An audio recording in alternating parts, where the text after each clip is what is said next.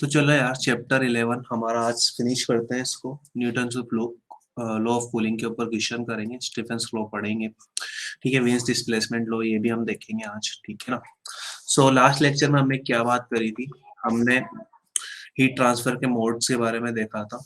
कौन कौन से? हमने कन्वेक्शन और रेडिएशन देखा था। कन्वेक्शन में क्या होता है कि हमारा जो पार्टिकल है वो मूव कर जाता है। बेटा मैम नहीं आ पाएंगी, मैं ही पढ़ाऊंगा आज, है ना। ठीक है, तो पार्टिकल क्या करता है हमारा? कन्वेक्शन में खुद मूव करता है हीट को ट्रांसफर करने के लिए। रेडिएशन में क्या होता है? मीडियम की रिक्वायरमेंट नहीं होती और इलेक्ट्रोमैग्नेटिक वेव्स के थ्रू हमारी जो हीट है वो क्या करती है? ट्रांसफर करती है वन प्लेस टू अनदर या one body to another body. ठीक है, तो ये चीज हमने देखी थी। उसके बाद हमने न्यूटन्स लॉ ऑफ कूलिंग देखा था। क्या फॉर्मूला आया था इसका? Newton's law of cooling. ठीक है, तो what was that? That is delta t change in temperature is equal to e power minus k t plus c. ठीक है, किसी को भी क्लियर नहीं है क्या मेरी वॉइस? ब्रेक हो रही है या कोई और इशू है? यस बच्चों।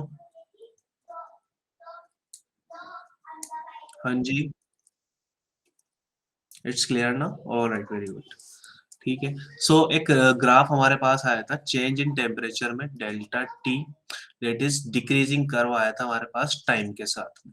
ठीक है, सो एक फॉर्मूला और मैंने बताया था आपको, that was ln of T1 minus T naught upon T2 minus T naught and it is equal to KT। ठीक है, K is the positive constant, small t is the time. ठीक है, नेक्स्ट एक और चीज आई थी हमारे पास जो कि क्वेश्चन सॉल्विंग के लिए मैंने एक फॉर्मूला लिखाया था आपको, that was T1 minus T2। All right बेटा, गुड इवनिंग। ठीक है, T1 minus T2 upon T and it is equal to K T1 plus T2 by 2 minus of T naught. ठीक है, तो ये चीज हमने देखी थी। ये न्यूटन्स लॉ ऑफ कूलिंग का एक फॉर्मूला है जिससे हम क्वेश्चन सोल्व करेंगे। ठीक है, तो चलो स्टार्ट करते हैं हमारे क्वेश्चन सोल्व करना। तो एक बॉडी है, it cools down from 80 to 70 degree in 5 minutes. The temperature of the same body will fall from 70 to 60 in which time we need to find.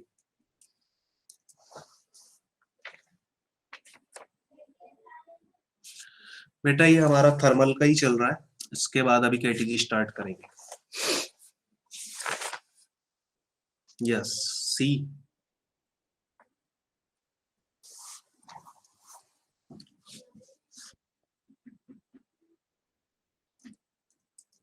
Okay,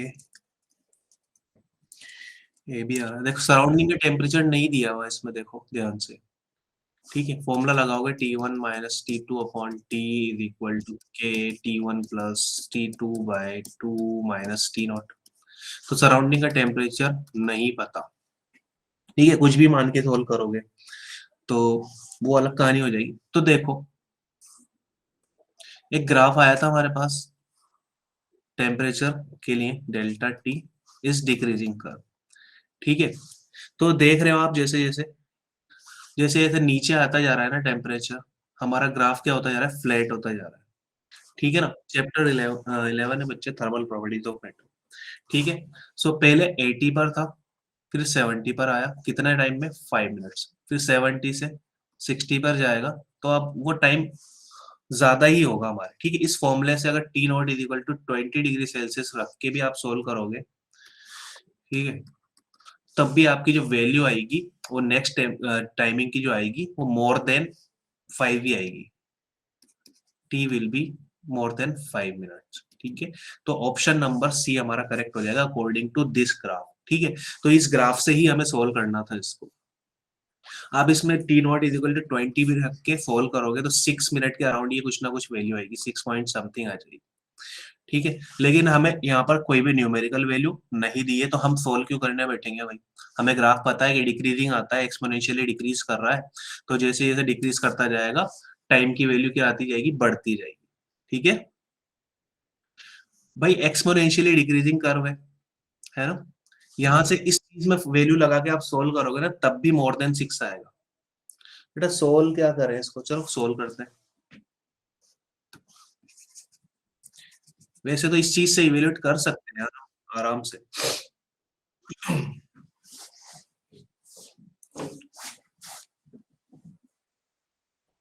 चलो, तो T1 minus T2 upon T, 80 से 75 पे गया, 80 minus 75 minutes के अंदर के की value हमें पता नहीं है, T1 plus T2 80 plus 70 by 2 that is going out to 75 minus T naught 20 मान लेते हैं हम। ठीक है, तो यहाँ से के की जो वैल्यू आएगी वो कितनी आ जाएगी, 2/55।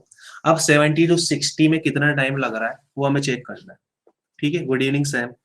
ठीक है, सो ये लॉन्ग मेथड है, इसको करने का कोई वर्थ नहीं, लेकिन फिर भी मैं प्रूफ दिखा देता हूँ आपको। ठीक है, सो अगेन लिखते हैं 70 टू 60, 70 माइनस 60 टाइम मान लेते हैं, टी लग रहा है इसमें, और इट इज इक्वल टू के, और ये वैल्यू लिखेंगे हम 60 plus 70 by 2 that is 65 minus of 20 degree surrounding का टेम्परेचर। तो के की वैल्यू हमें पता है, 2/25 हमने निकाली यहाँ से। ठीक है, तो यहाँ से टी जब हम निकालेंगे, 70 minus 60 that is 10 by t, 2/55, 65 minus 20 that is again 45।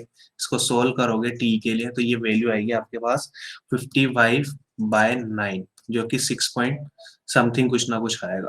ठीक है, 6.1 के करीब आएगा। तो इतना टाइम लग रहा है, तो हमें दिख रहा है कि मोर देन 5 मिनट है। ठीक है ना, तो ये हमारा आंसर होगा। क्लियर है? ठीक है ना भाई, अब आ गया समझ में? Good evening Sonakshi, good evening Sam. ठीक है, तो इसको ग्राफ से ही करना भाई साहब, ग्राफ से ही करना, टाइम वेस्ट नहीं करना हमें। बेटा ये फॉर्मूला याद है, इसमें वैल्यू पुट करनी है, बस और कुछ नहीं करना, है ना? तो इसी तरीके का एक और क्वेश्चन है, वो करो तो उससे भी समझ में आ जाएगा। तो भाई body cools from 80 to 50 degree Celsius in 5 minutes, calculate the time it takes to cool from 60 to 30 centigrade, the temperature of the surrounding is given 20। Same to same यही मेथड लगेगा, वही formula T1 minus T2 upon t, good evening बेटा, into k, T1 plus T2 by 2 minus T naught. 80 से 50 पे आ रहा है 5 minute में, 60 से 30 पर जाएगा कितने टाइम में?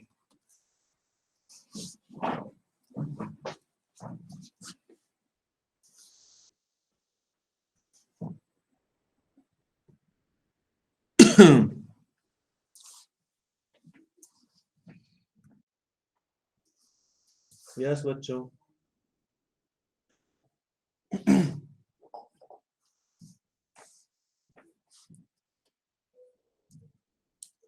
What will be the answer?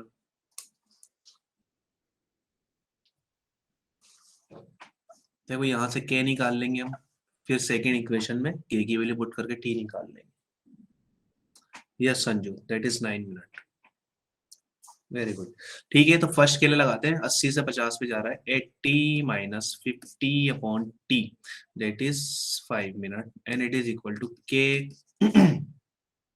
T1 plus T2, yes Janvi, that is 9. So this is going out to be 80 plus 50, 130 हो जाएगा, है ना,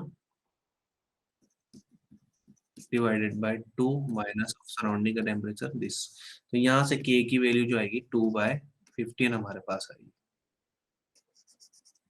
ठीक है, सो अगेन 60 टू 30 के लिए लिखते हैं कहानी। सो 60 माइनस 30 टेम्परेचर मान लेते हैं, T K की value 2/15, T1 plus T2 by 2, that is 60 plus 30 by 2, so this is going out to be 45 minus of 20। इसको सोल्व करते हैं तो t की जो वैल्यू आएगी हमारे पास, that is going out to be 9 minute. यही हमारा आंसर है। I hope nobody have doubt in this। ठीक है, आ गई बात समझ में? यही फॉर्मूला था हमारा। ऑलराइट, यस और नो?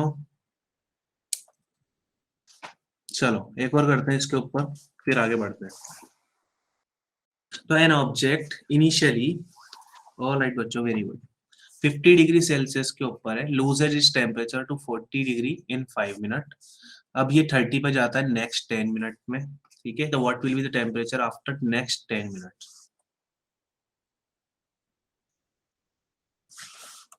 हाँ, दोनों का क्या, पहले यहाँ पर क्या था, के की वैल्यू अननोन थी, के निकाला हमने, है ना।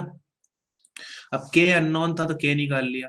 अब यहाँ पर सेकंड केस में टाइम अननोन हो गया है ना, तो टाइम निकाल लेंगे यहाँ से, बस इतना है।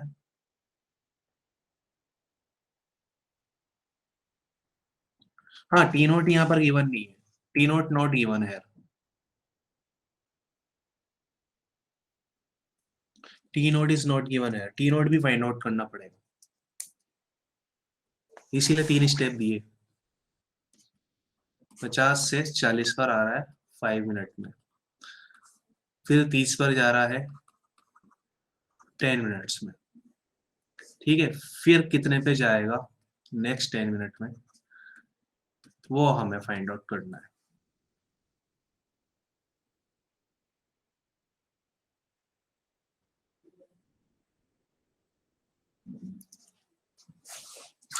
फॉर्मूला अब भी वही लगेगा।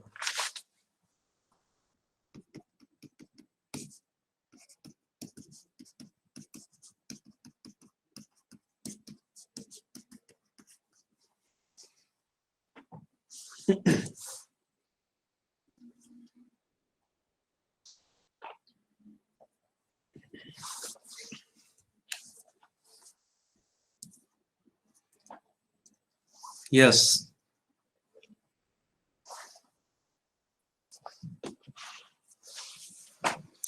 फॉर्मूले में पहले निकालेंगे के और टी नोट, फिर तीसरी चीज आएगी।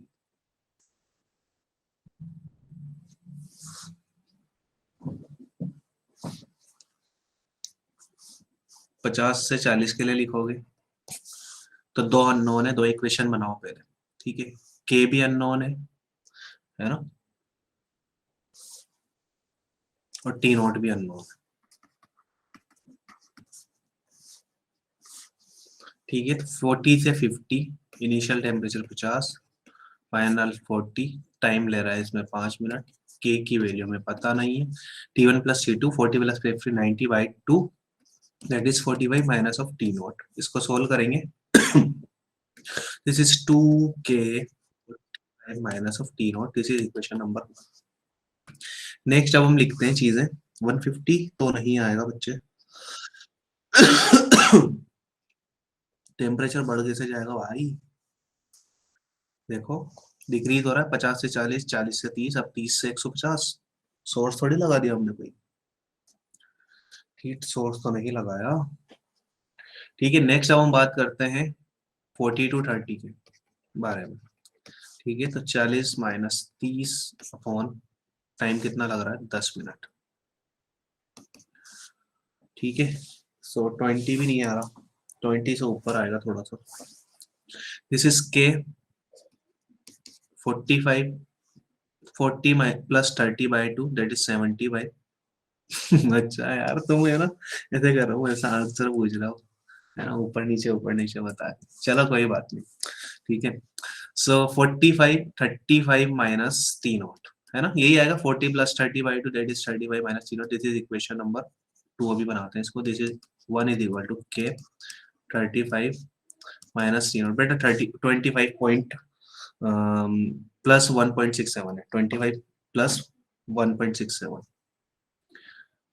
ठीक है, तो दिस इज इक्वेशन नंबर 2। अब 1/2 में कर दूंगा, this is 2K 45 minus T not, 1K 35 minus T not.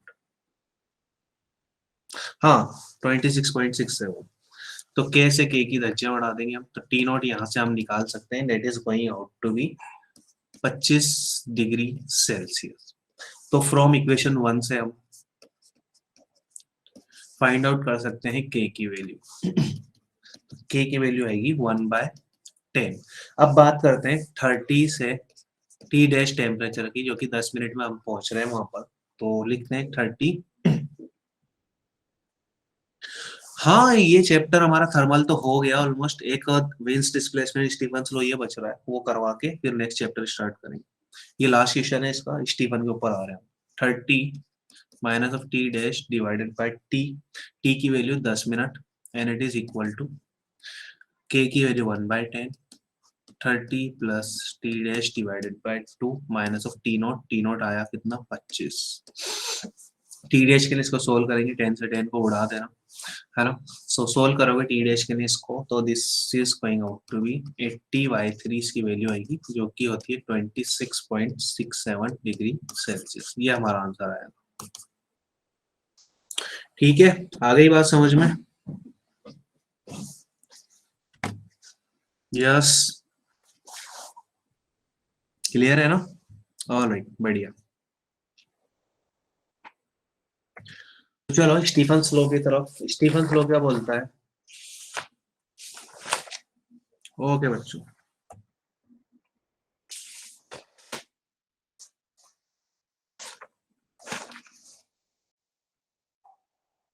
Okay okay okay. Stefan's law के बारे में बात करते हैं। स्टीफन स्लो ने क्या कहा कि जो energy radiated by a body per unit time per unit area होती है, वो डायरेक्टली प्रोपोर्शनल होती है उस बॉडी की टेम्परेचर के फोर्थ पावर के। ठीक है, क्या energy radiated by a body is directly proportional to the fourth power of temperature of the body. E क्या है? Energy radiated by a body per unit area per unit time.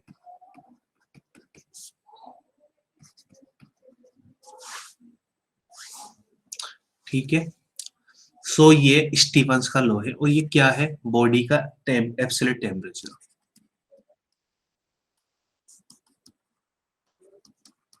ये हर एक body के लिए एप्लीकेबल है, चाहे black हो या व्हाइट हो, किसी भी बॉडी हो। ठीक है ना।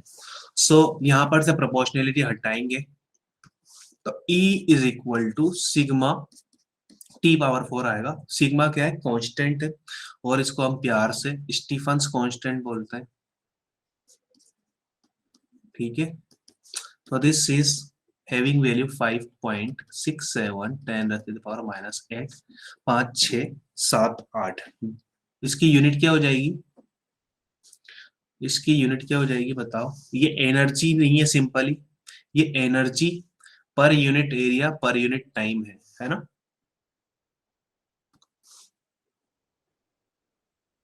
यस और नो बोलिए।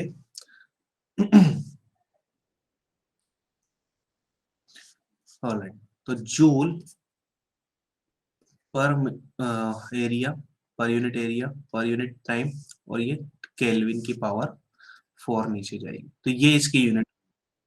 ठीक है, आप लोगों ने पढ़ लिया था कि जो बच्चे खुशबू मैम से पढ़ते थे, what is your best number? Vivek बताइए। विवेक, आप इस बैच के हो या खुशबू मैम वाले से हो? सेम, आप तो मेरे से ही पढ़ते हो मेरा। ठीक है, तो सिग्मा टी पावर 4 है, ये एक रूल हमारे पास आया। अब टोटल एनर्जी की अगर बात करें तो, है ना, आप लोगों ने पढ़ लिया था, तो थोड़ा सा सब्र कर लो, फिर हम आगे बढ़ते हैं। तो total energy radiated by body,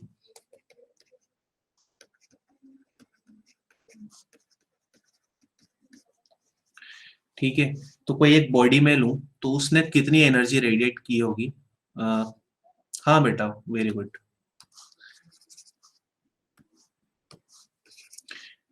कोई एक जनरल में बॉडी लेता हूँ, तो उसने कितनी एनर्जी रेडिएट करी होगी? देखो, ई की वैल्यू क्या होती है? Energy radiated per unit time per unit area, Q/80, है ना।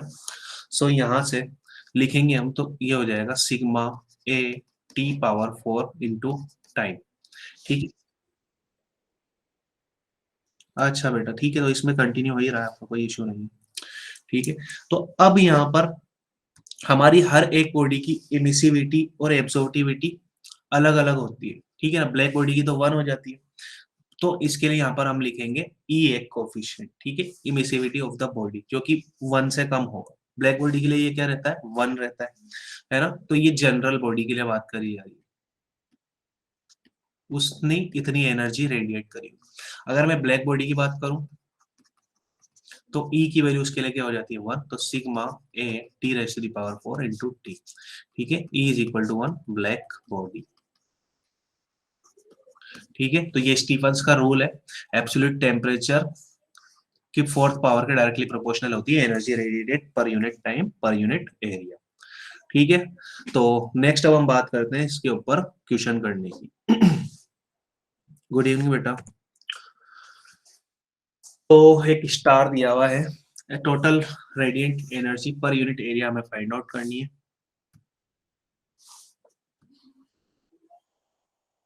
Normal to the direction of incidence received at a distance capital R from the center of a star of radius R, whose outer surface radiates as a black body, ठीक है, at a temperature of T Kelvin.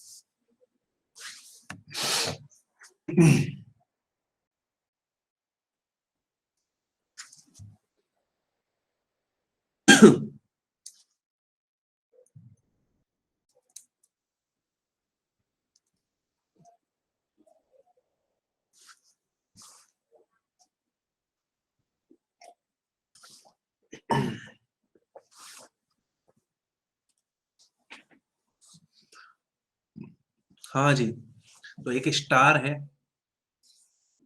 उसकी radius R है, उसका temperature T है, तो इसके centre से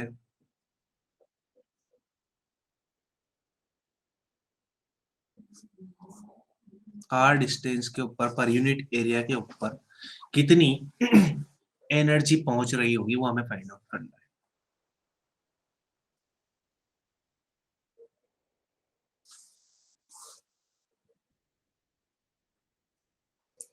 E का फॉर्मूला क्या था, E is equal to sigma e A T raise to the power 4 into time. Yes, A option. अच्छा, E की वैल्यू ब्लैक बॉडी है तो 1, एरिया कितना लेंगे इसका, तो E sigma 4 pi are square into T raise to the power 4। ठीक है, रेडिएट कौन कर रहा है भाई, स्टार रेडिएट कर रहा है। ठीक है, तो एरिया किसका लेंगे, इमिसिविटी के लिए। ठीक है, radiant energy per unit area के लिए स्टार का एरिया लेंगे, है ना। कितनी डिस्टेंस के ऊपर, इसके सेंटर से कैपिटल आर के ऊपर। तो देखो इंटेंसिटी होती है हमारी, क्या हो गया, पावर अपॉन एरिया, है ना। तो ये पावर ही है, देखो पर यूनिट टाइम की बात करी जा रही है, यहाँ पर टाइम मैंने नहीं लिखा, है ना, तो दिस इज अ पावर। ठीक है, तो इतनी पावर, ये हमारी एनर्जी पर यूनिट टाइम इतनी रेडिएट कर रहा है स्टार। अब ये इस डिस्टेंस के ऊपर कितने एनर्जी पहुंचने वाली है वो हमें फाइंड आउट करेंगे। तो आई की वैल्यू यानी कि total radiant energy per unit area at that point we need find, तो this is I sigma 4 pi are square into t t power 4, area a dash आएगा।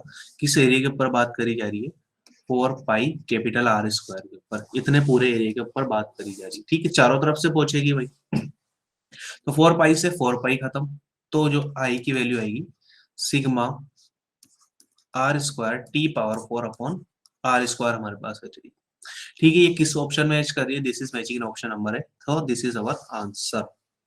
ठीक है, आ गई बात समझ में।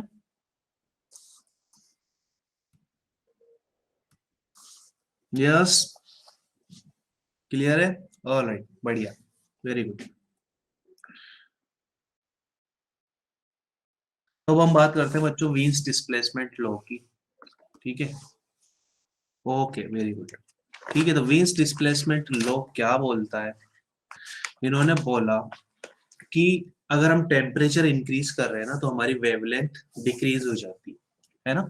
टेम्परेचर अगर हम इंक्रीज कर रहे हैं तो वेवलेंथ क्या हो जाएगी हमारी, डिक्रीज हो जाएगी। ठीक है, तो एनर्जी और वेवलेंथ के बीच में अगर मैं ग्राफ बनाऊं, लेमडा एंड स्पेक्ट्रल एनर्जी, ठीक है, तो दो ग्राफ मैं बना रहा हूं इस तरीके से।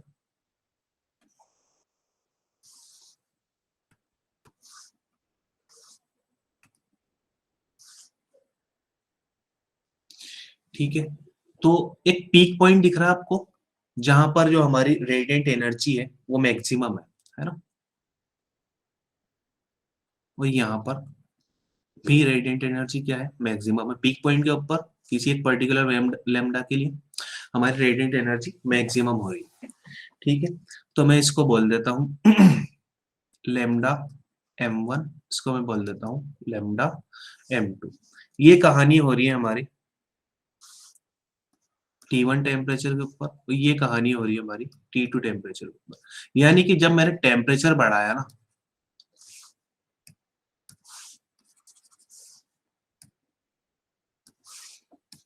T2 ग्रेटर देन क्या है, T1, जब टेम्परेचर बढ़ाया तो देखो ये भाई साहब उचक के यहाँ पहुंच गए, यानी कि वेवलेंथ क्या हो गई, कम हो गई। यही हमारा वेव डिस्प्लेसमेंट लॉ है। इसने बोला कि ऑन इंक्रीजिंग टेम्परेचर,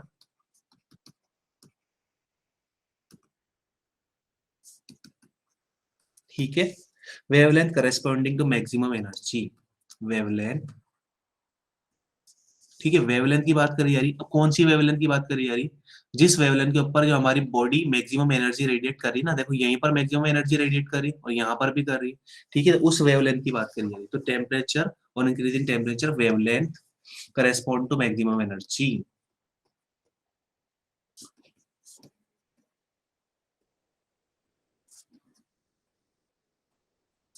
ठीक है, decreases and it is inversely proportional.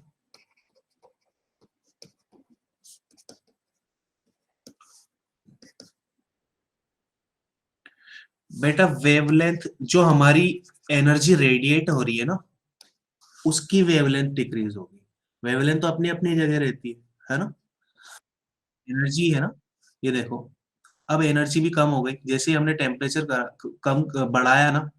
देखो पहले यहाँ पर एनर्जी कम थी, अगर यहाँ पर मैं बोल दूं एनर्जी E2 है और यहाँ पर एनर्जी E1 है। हमें पता है टेम्परेचर बढ़ाने से क्या होता है, एनर्जी बढ़ती है, तो E2 ग्रेटर देन E1 है ना। जैसे ही एनर्जी बढ़ी तो वेवलेंथ कम हो गया, यहाँ पर देखो पीछे पहुंच गया। ठीक है, तो पहले अगर ये अगर ब्लू लाइट से जल रहा था, सॉरी रेड लाइट से जल रहा था, तो ये ब्लू लाइट से दिखेगा हमें। ठीक है, तो इस तरीके से वेवलेंथ कम हुई। तो यहाँ पर लेमडा m इनवर्सली प्रोपोर्शनल है टेम्परेचर।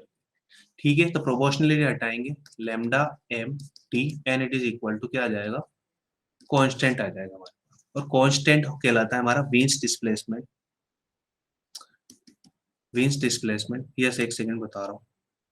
ठीक है, सो बी की जो वैल्यू होती है constant of Wien's displacement, this is having value 2.89 10⁻³ metre.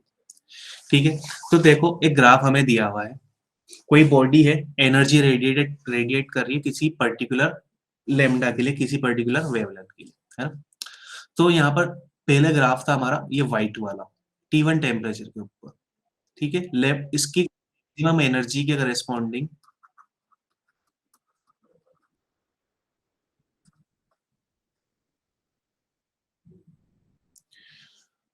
भाई वेवलेंथ कम नहीं हो रही है। ठीक है, एक्चुअल में जो वेवलेंथ जो होती है वो वही है, लेकिन हमारा कलर बदल रहा है, कलर कलर कलर बदलने का मतलब कि वेवलेंथ कम हो रही है। विबग्योर पता है ना, what is VIBGYOR, violet, indigo, blue, yellow, sorry orange, red.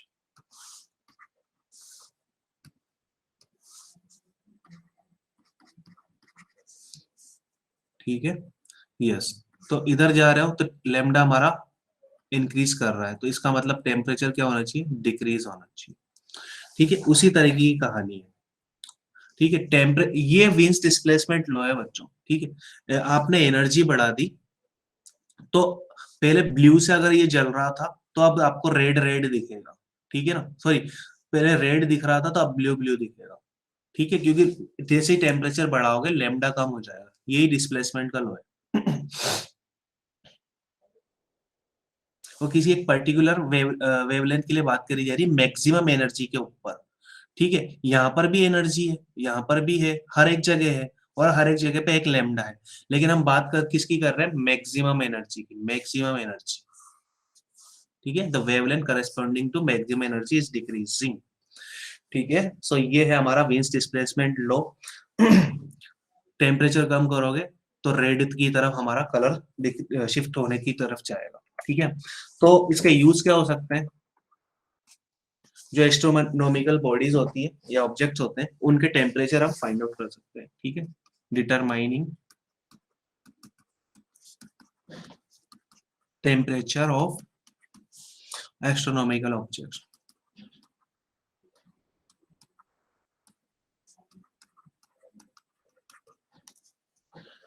ठीक है, हमारे जो इनकेंडिसेंट बल्ब्स लाइट होते हैं जिनका फिलामेंट जलता है उनके अंदर भी इसका यूज हो सकता है।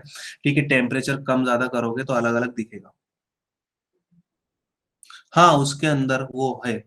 ठीक है, आएगा आपके भी वो वाली चीज जब वेव्स कम पड़ेंगे। ठीक है, सो इसके ऊपर एक क्वेश्चन करते हैं।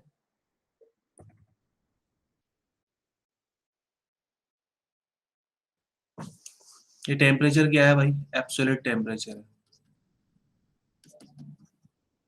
एब्सोल्यूट मतलब इन केल्विन। एक क्वेश्चन करते हैं इसके ऊपर। Black body at 1227 degree Celsius emits radiation with maximum intensity at wavelength कितनी? If the temperature of the body increased by 1000 degrees Celsius, the maximum in be observed at.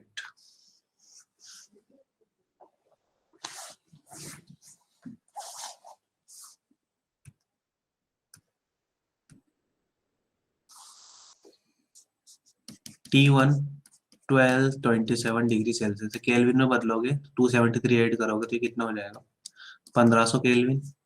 इसके ऊपर जो लेमडा m1 मिल रहा है हमें 5000 आर्मस्ट्रॉन्ग मिल रहा है। Next बात करें T2 की, तो ये है 1227 प्लस 1000, इतना इंक्रीज कर दिया तो ये कितना हो जाएगा केल्विन के अंदर? ये हो जाएगा हमारे पास 2500 केल्विन। इस पॉइंट के ऊपर जो मैक्सिमम वेवलेंथ है वो हमें फाइंड आउट करनी है। हमारे पास एक रिलेशन आया था lambda m into time temperature it is equal to constant.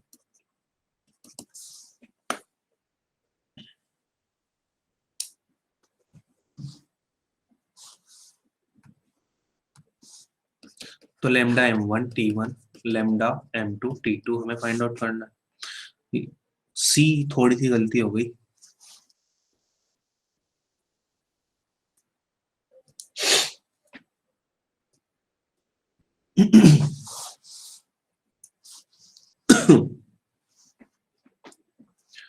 So lambda m1 5000। ओ फिर गलती कर दी। T1 कितना है? 1500। लेमडा m2 हमें फाइंड आउट करना है। T2 कितना है? 2500। जीरो से जीरो उड़ जाएगा 25 से, ये दो बार चला जाएगा तो लेमडा m2 की वैल्यू कितनी आ जाएगी हमारे पास? That is 3000 angstrom. Yes, option number D is the correct. ठीक है। हम्म, भाई टेम्परेचर बढ़ा दिया तो लेमडा कम होना चाहिए ना। Yes, 3000 is the correct answer. चलो बढ़िया। एक और देखो। Three stars A B C have surface temperature इतने। स्टार ए हमें दिख रहा है रेड। ओके बच्चों, वेरी गुड। स्टार ए दिख रहा है हमें ब्लू। बी दिख रहा है हमें रेड। सी दिख रहा है हमें येलो। तो इनके टेम्परेचर का ऑर्डर बताना है हमें। हमें पता है विबग्योर की कहानी। Yes, D option. ठीक है, टेम्परेचर कम करोगे लेमडा बढ़ेगा। तो मैक्सिमम रेड कलर की वेवलेंथ होती है, उसमें मिनिमम ब्लू की होगी इनके करेस्पॉन्डिंग। ठीक है, तो लेमडा बी सबसे ज्यादा, उसके बाद लेमडा सी, सबसे कम कौन? Lambda A. तो टेम्परेचर इसका जस्ट उल्टा है। Yes, D is the right.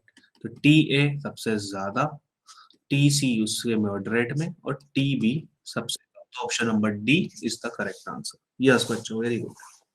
ठीक है, तो चलो आगे बढ़ते हैं केटीजी की तरफ। काइनेटिक थ्योरी ऑफ गैसेस के बारे में चैप्टर नंबर 13 हमारा है ना। सो इसके बाद हम पढ़ेंगे थर्मोडाइनमिक्स। पहले इसको निपटा लेते हैं, 1 वीक का ही है और निमट जाएगा। ठीक है, इससे काफी चीजें भी आपके थोड़ी समझ में आ जाएगी, गैसेस की कहानी खत्म हो जाएगी। ठीक है, तो चलो क्या बात करें। देखो, सॉलिड्स एंड लिक्विड्स के बारे में काफी हम बातें कर चुके हैं, ठीक है ना। तो गैसेस के बारे में हम क्या जानते हैं, गैसेस के बारे में भी कुछ कुछ बातें करते हुए आ रहे हैं हम। फ्लूइड्स के अंदर भी गैस के बारे में बात करी थी, है ना। तो गैसेस क्या करती हैं, इनके अगर इंटर मॉलिक्यूलर फोर्सेस की बात की करी जाए,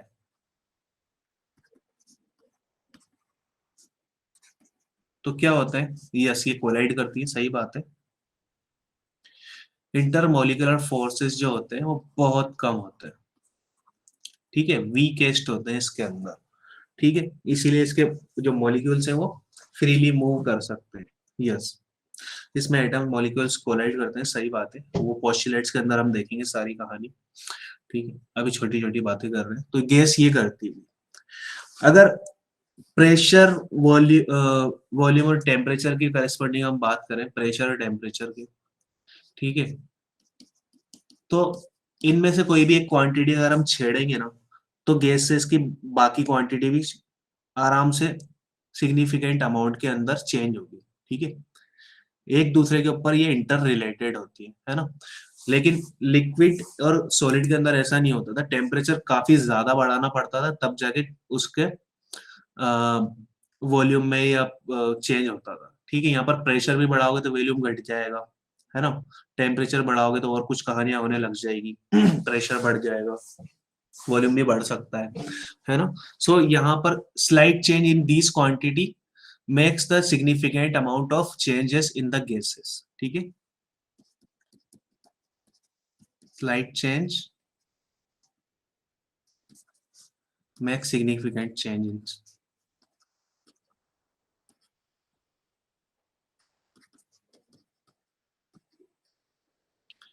ठीक है। नेक्स्ट अगर हम बात करें, टेम्परेचर बढ़ाते हैं तो थर्मल एक्सपेंशन होता है चीजों का। ठीक है, तो थर्मल एक्सपेंशन वो क्या होता है गैसेस के अंदर, मिनिमम होता है या मैक्सिमम होता है, बताओ। मैक्सिमम होता है, यस। ठीक है, तो इस तरीके की होती है हमारी गैसेस, है ना। तो इन्हीं को चलते हुए देखते हुए हमारे कुछ साइंटिस्ट है, उन्होंने चेक किया कि भाई साहब ये बहुत ज्यादा ही, यस बच्चों, मैक्सिमम होता है, वेरी गुड। ठीक है ना इन्हीं बातों को ध्यान में रखते हुए हमारे कुछ साइंटिस्ट है, बॉयल्स, चार्ल्स एंड बहुत सारे, ठीक है ना। तो उन्होंने क्या किया, एक्सपेरिमेंट किए। आइडियल गैस इक्वेशन सबको याद है, PV is equal to NRT, है ना। ये बॉयल्स वगैरह इन सबके एक्सपेरिमेंट के बाद में आई है ना। PV is equal to NRT. Boyle's law क्या कहता है, अगर मैं टेम्परेचर को, यस बच्चों, टेम्परेचर को क्या कर दूं, कांस्टेंट कर दूं, ठीक है। सो टेम्परेचर कांस्टेंट कर दिया तो कौन सी प्रोसेस हो जाती है, आइसो थर्मल प्रोसेस। ठीक है, टेम्परेचर कांस्टेंट हो गया, आइसोथर्मल प्रोसेस हो गई। ठीक है, तो according to this law for a given mass, yes isothermal, so for a given mass volume of the gas is inversely proportional to the pressure होगा, यानी कि PV इज इक्वल टू क्या हो जाएगा हमारे पास, कांस्टेंट हो जाएगा। ठीक है, सो हम इसको हर एक पॉइंट के ऊपर देख सकते हैं। यहाँ पर प्रेशर एंड वॉल्यूम के बीच में ग्राफ खींचोगे तो कुछ इस तरीके का ग्राफ आएगा। ठीक है, हाइपरबोलिक कर्व। यहाँ पर pressure P1, volume V1, temperature T। यहाँ पर pressure P2, volume V2, temperature T। तो यहाँ से मैं लिख सकता हूँ हर एक पॉइंट के लिए P1 V1 is equal to P2 V2 होगा। ये बॉयल्स का नियम था, बॉयल्स का लॉ। ठीक है, तो प्रेशर बढ़ाओगे तो वॉल्यूम क्या हो जाएगा, गैस का कम हो जाएगा। ठीक है यार, एक बोतल आप लेते हो, बाहर से प्रेशर लगाओगे तो क्या होती है, पिचक जाती है ना भाई। ठीक है, कुछ ऐसा शेप हो जाता है।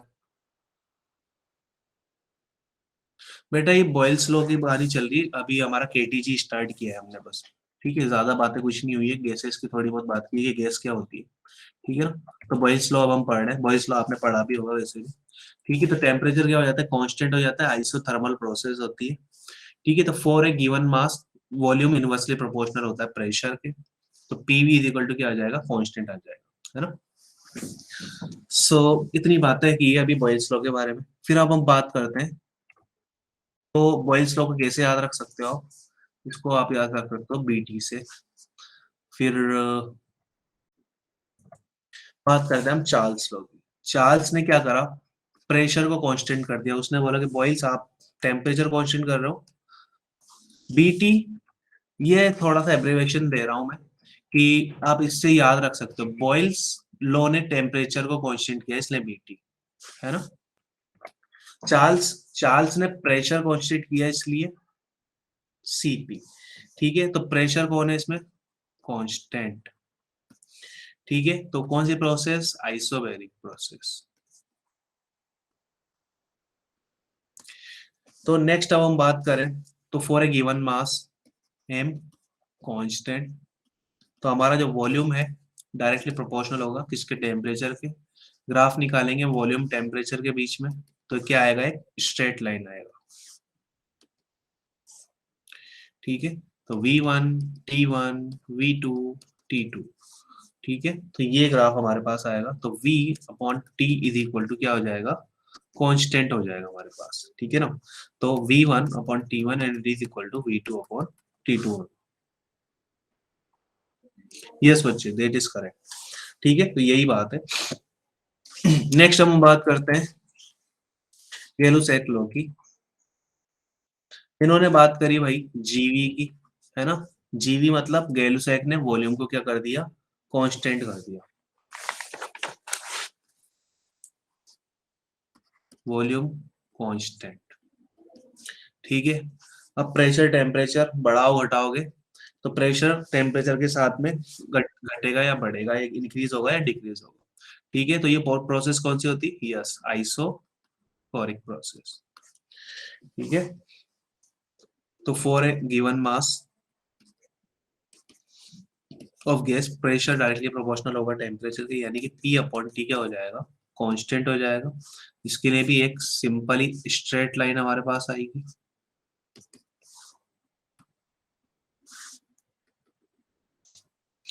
ठीक है, तो P1 T1 P2 T2, so it will gives us,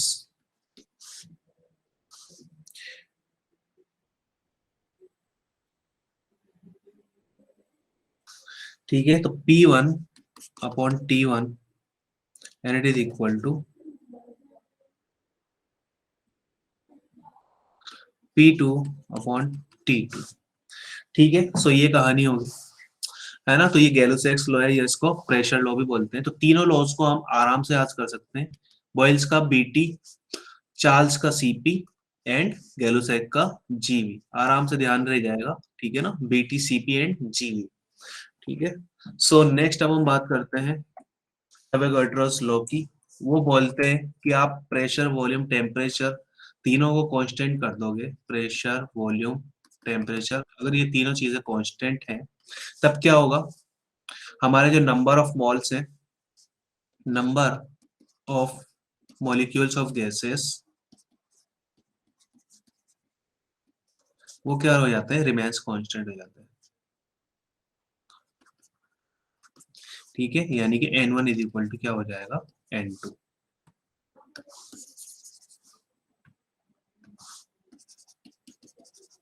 तो ये एवोगाड्रोस का लॉ हो गया। ठीक है, तो इन सारे लॉज को जब हमारी कोई गैस अगर फॉलो करती है, यस, नो इश्यूज बच्चों। ठीक है, देयर इज अ मिसअंडरस्टैंडिंग, कोई परेशानी वाली बात नहीं है। यस, ठीक है, तो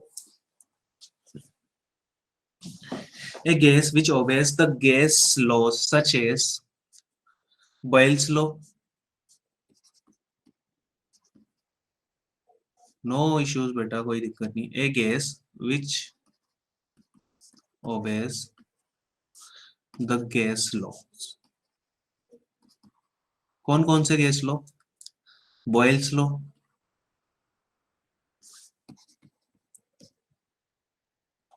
चार्ल्स लॉ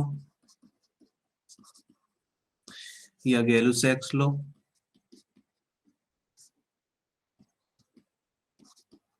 या फिर एवोगाड्रो को भी फॉलो करें। और इनके अलावा जो हमारे पोस्टुलेट्स हैं, ठीक है, आपने पढ़े होंगे, उनको भी फॉलो करेगी कोई गैस, तब वो क्या कहलाती है? आइडियल गैस कहलाती है। ठीक है ना? आइडियल गैस की इक्वेशन हमारे पास होती है PV is equal to NRT होती है ना? अब PV is equal to NRT हो गया, तो एन क्या है? Number of moles. Number of moles को कैसे फाइंड आउट करते हैं?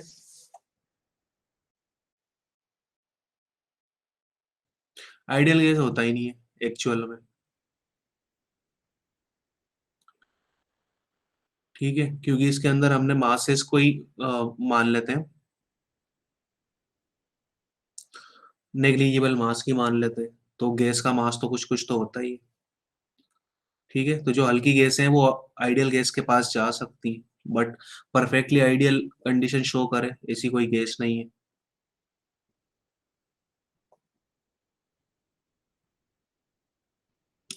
ठीक है, तो number of moles, yes, weight upon mass. उल्टा बोल दिया यार। ठीक है, हाँ सही बोला वैसे तो।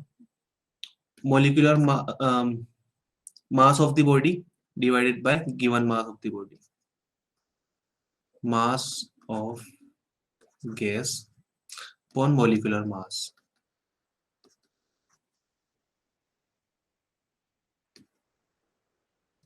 ठीक है, सो यहां से लिख सकते हैं PV is equal to M by M R T. ठीक है, सो अब m की वैल्यू क्या होती है? डेंसिटी इंटू वॉल्यूम लिख सकते हैं। ठीक है ना? सो पीवी क्या हो जाएगा? Rho v r t by capital m. V से वी उड़ा देंगे तो प्रेशर का एक फॉर्मूला और हमारे पास rho r t by m. ठीक है ना? सो यहां से आर क्या है? Universal gas constant. ठीक है शिवाजी, नो इश्यूज, कोई दिक्कत नहीं। तो this is a universal gas constant and it is 8.314 joule per mole kelvin. ठीक है, ये इसकी वैल्यू होती है। नेक्स्ट इसकी वैल्यू हम नियरली इक्वल टू 2 कैलोरी पर मोल केल्विन के अंदर भी लिख सकते हैं। ठीक है, तो इतनी बातें हो गई जो कि आप पहले से जानते थे। चलो अब इनके ऊपर क्वेश्चन करते हैं। तो during an experiment an ideal gas is found to obey an additional law, this.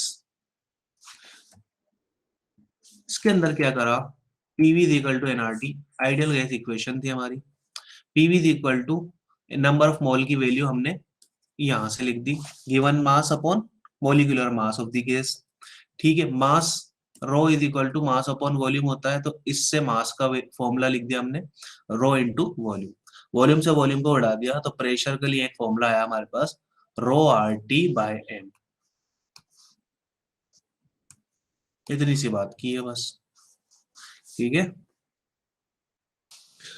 so during an experiment, an ideal gas is found to obey an additional law, Vp square is equal to constant. The gas is initially at temperature T, volume V पर है. All right, very good. ठीक है, तो what will be the temperature of the gas when it expands to a volume 2V?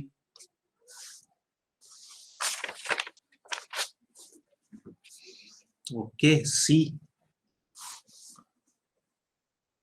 एक रू additional लो दिया है, Vp square is equal to constant. हमारी बॉडी जा रही है एक टी टेम्परेचर पे वी वॉल्यूम पर है, एक्सपेंड करती है, तो टेम्परेचर टी डैश हो जाता है, वॉल्यूम 2 ऑफ वी हो जाता है। तो टी डैश की वैल्यू हमें फाइंड आउट करनी है, इस लॉ के अकॉर्डिंग ये एक्सपेंड कर रही है। ठीक है ना? तो PV is equal to N are T हमारे पास होता है। देखो प्रेशर की कहीं बात नहीं करी जा रही है, तो प्रेशर को हटाओ यहाँ से। ठीक है, तो प्रेशर के लिए क्या आएगी? N R T upon V value हमारे पास आ गई, है ना? तो अब वैल्यूज पुट करो और इसको सोल्व करो जल्दी से।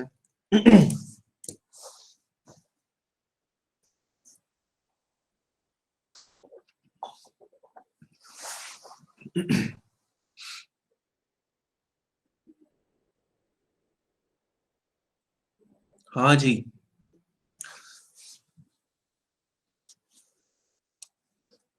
हाँ अभी बताएंगे बेटा सही है या नहीं।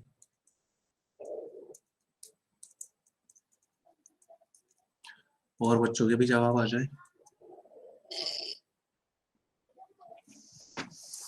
यस, तो p की वैल्यू पुट कर दो इसके अंदर। तो n R T upon v का whole square and it is equal to again constant. ठीक है, यस सी एंड ए।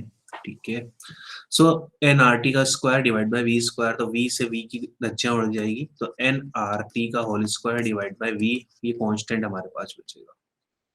ठीक है, number of mole and gas constant, ये कांस्टेंट होता है, तो कांस्टेंट में डिवाइड करेंगे तो कांस्टेंट आएगा, तो वापस से एक टी स्क्वायर अपॉन वी हमारे पास आया, जो कि क्या होगा बच्चों, कांस्टेंट होगा। यस ए एंड है। ठीक है, तो थोड़ा सा ध्यान दो बच्चों। ठीक है ना, सो इतनी कहानी है। अब क्या करें, ये कांस्टेंट है, तो क्या कर सकते हैं, लिखते हैं initial temperature T1 square upon initial volume and it should be equal to T2 square upon volume. ठीक है ना, तो T1 की वैल्यू T है, इनिशियल वॉल्यूम कितना है V, तो T square upon V। T2 की वैल्यू T डैश हमने बोली, तो यही हमें फाइंड आउट करना है। और final volume that is twice of V है, तो V से V हट जाएगा, तो 2 इधर जाएगा, तो T dash square will be equal to 2T square, under root लगाएंगे, T dash will be equal to root 2 time of T। ठीक है, and it is matching option number C, तो यही हमारा आंसर होगा। ठीक है, 3 कैसे आ गया मेरे समझ में नहीं आया, क्यूब नहीं दिया हुआ और कुछ नहीं दिया हुआ, तो option number C is the correct answer. Clear है, आफरीन आपका सही था, सेम आपका भी सही है। चले, ऑलराइट वेरी गुड, सोनाक्षी का भी सही है, वेरी गुड बच्चे,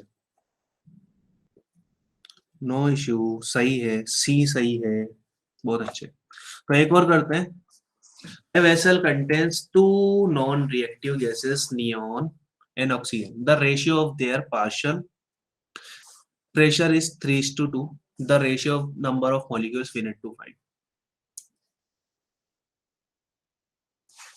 Yes Vivek, C will be the right.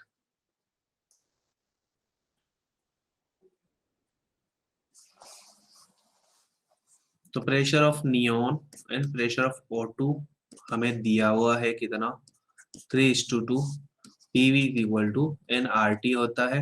एक वेसल दिया हुआ है, वेसल का मतलब टेम्परेचर क्या हो गया कांस्टेंट, वॉल्यूम क्या हो गया कांस्टेंट हो गया। ठीक है, उनके मॉलिक्यूल्स का रेशियो हमें फाइंड आउट करना है। आर कांस्टेंट होता है,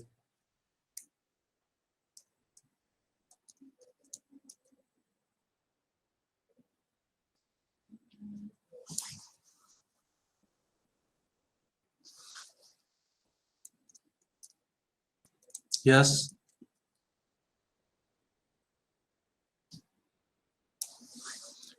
यहां से देखो V constant, R constant, T constant. ठीक है, सो प्रेशर डायरेक्टली प्रोपोर्शनल हो जाएगा कि नंबर ऑफ मोल से या नंबर ऑफ मॉलिक्यूल से। यस, तो बी ऑप्शन हमारा क्या हो जाएगा करेक्ट, दोनों प्रोपोर्शनल है, तो number of molecules of, yes B option is the correct answer, number of molecules of neon, number of molecules of oxygen and it is 3:2 का रेशियो हमारे पास आएगा, जो कि ऑप्शन नंबर बी के अंदर मैच कर रहा है। यस बच्चों, तो B is the correct answer, बहुत बढ़िया। हाँ बच्चे, B option is the correct पढ़ना। ठीक है, तो किसी को कोई परेशानी तो नहीं है ना इस क्वेश्चन के अंदर, कोई परेशानी हो तो बताइए। Yes, any doubt.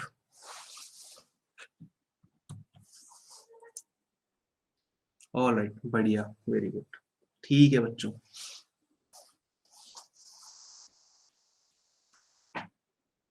ओके, बता रहे हैं बेटा।